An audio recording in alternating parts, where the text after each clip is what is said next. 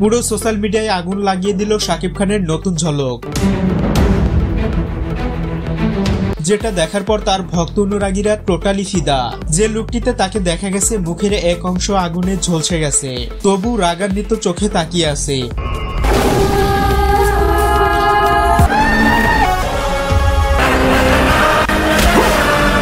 আগামী সপ্তাহের ভিতরেই দেশে ফেরার কথা শাকিব খানের। সম্প্রতি 3টি বড় বাজেটের ছবিতে চুক্তিবদ্ধ হয়েছেন তিনি।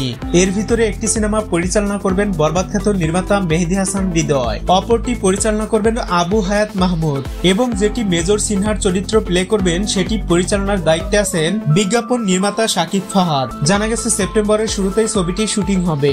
এই প্রথমবার সেনাবাহিনীর গুরুত্বপূর্ণ চরিত্রে দেখা যাবে শাকিব খানকে।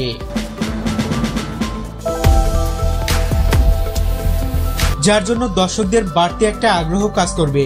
বাংলাদেশে পুলিশ অ্যাকশন অনেক সিনেমা নির্মাণ হলেও এটাই প্রথম আর্মি থ্রিলার গল্পে একটি চলচ্চিত্র হতে যাচ্ছে। সো প্রিয় ভিউয়ার্স, শাকিব খানকে ভালোবেসে থাকলে চ্যানেলটি সাবস্ক্রাইব করে পাশে থাকুন। ধন্যবাদ।